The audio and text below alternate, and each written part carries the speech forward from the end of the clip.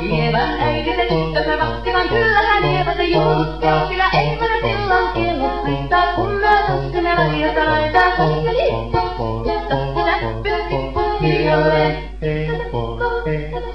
Lievän suu oli vehnäisellä, kun ihmiset onneen toivotti, pää oli märkänä jokaisella, ja viulu se lampuja toivotti, saa ennen poikoo näkyy, että sillä mä laskoo lähiössä laitaa, lippu, näppy, liialleen. Lievän äiti se kammarittaa, virsiä veisata huijutti, kuuntella poikaa naapurittaa, hän on tyttöä huijutti. Ei tätä poikoo hän on laittaa, sillä mä laskoo lähiössä laitaa, lippu, näppy, liialleen.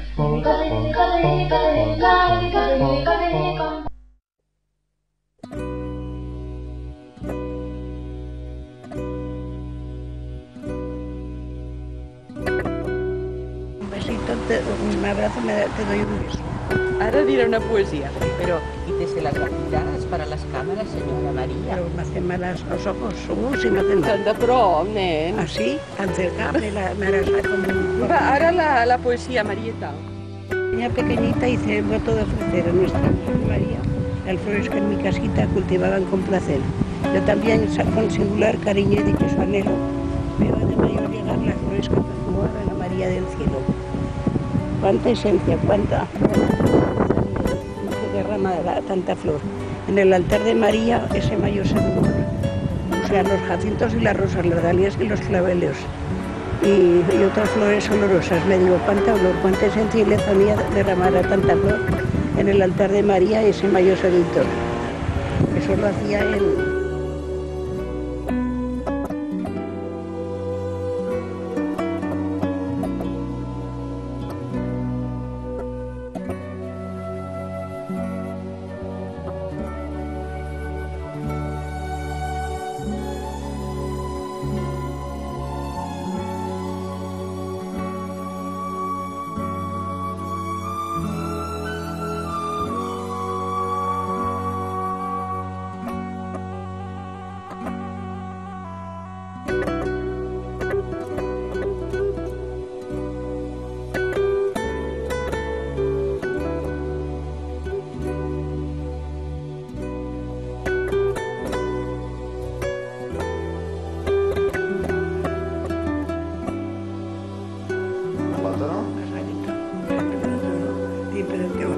Está bueno, ¿eh?